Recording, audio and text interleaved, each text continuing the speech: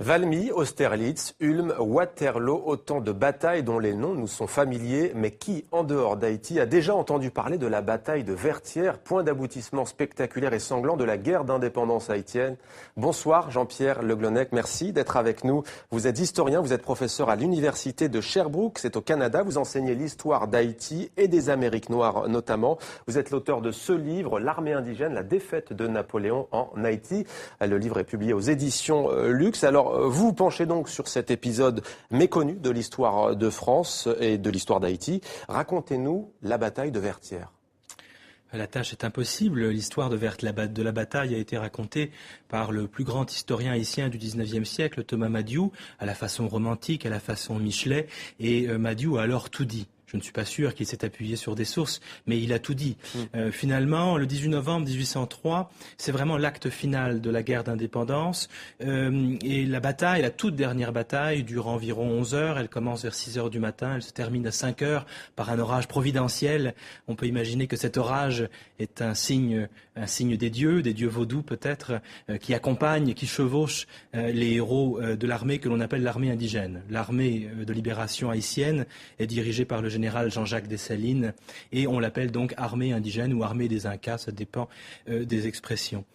Cette bataille n'est pas marquée, le soir il n'y a pas vraiment de vainqueur ou de vaincu, mais ce qui est certain c'est que dans la nuit du 18 au 19 novembre, le fort de Vertières est évacué par Rochambeau, et c'est la fin d'un rêve de résurgence finalement d'un monde colonial français. Ce rêve est le rêve napoléonien, il s'effondre le soir du 18 novembre 1803. En quoi est-ce, selon vous, un moment clé de l'histoire de ces deux pays ? C'est un moment clé puisque le 18 novembre 1803, la plus belle colonie du monde atlantique français, la plus belle colonie du monde atlantique en général, s'effondre.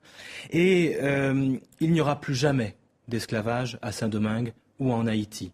Donc c'est un moment très important pour l'histoire d'Haïti et pour l'histoire de France, mais aussi pour l'histoire du monde moderne, puisque ce qui se passe ce soir-là, c'est toute l'idée esclavagiste, et c'est le dogme de la race, qui est battu en brèche par des citoyens, et aussi des citoyennes, puisque les femmes sont présentes sur la scène le jour de la bataille.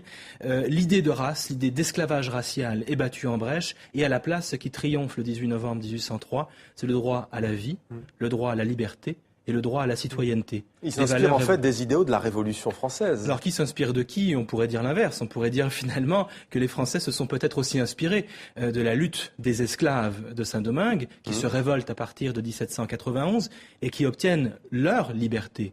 Ils n'attendent pas qu'on leur donne la liberté.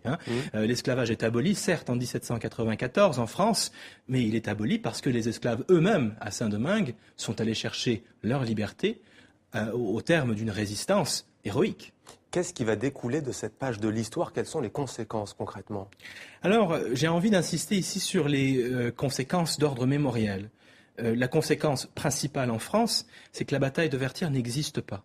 Le mot Vertières est un mot qui n'existe pas dans l'histoire et la mémoire française, et j'encourage tous ceux qui nous regardent à ouvrir leur dictionnaire des noms propres et à chercher le mot Vertières. Vertières n'existe pas. Cette défaite a été occultée, elle a été effacée.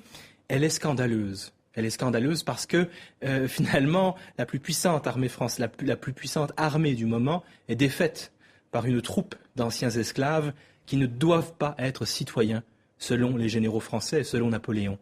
Vous parlez aussi dans votre livre de l'élite au pouvoir en Haïti qui, elle aussi, a voulu quelque part masquer cet épisode de l'histoire. Expliquez-nous. Alors c'est une longue histoire, mais dans les faits, en effet, la bataille de Vertières n'est pas commémorée en Haïti avant les années 1930 environ. Ce qui se passe au XIXe siècle, c'est qu'il y a une lutte de pouvoir entre les différents chefs d'État haïtiens qui cherchent d'abord à cultiver leur propre culte. Donc évidemment, vous comprendrez bien qu'il est difficile de faire une place à des héros ordinaires comme les héros de la toute dernière bataille de la guerre d'indépendance si tous les chefs d'État cherchent d'abord à entrer eux-mêmes dans le panthéon haïtien. Au XXe siècle, Vertières commence à être reconnu comme un moment important dans l'histoire d'Haïti à la faveur de l'occupation américaine du pays. À partir du moment où il y a un nouvel occupant, eh bien, on ressort les héros de Vertières du placard historique et pour mobiliser, c'est ça, pour mobiliser. Mais Vertières est un symbole de résistance populaire, encore aujourd'hui en Haïti. Oui. Alors justement, beaucoup d'Haïtiens ont connaissance de cette histoire et ils pensent, et pas seulement d'ailleurs les Haïtiens, que ce pays continue de payer aujourd'hui le prix de son indépendance.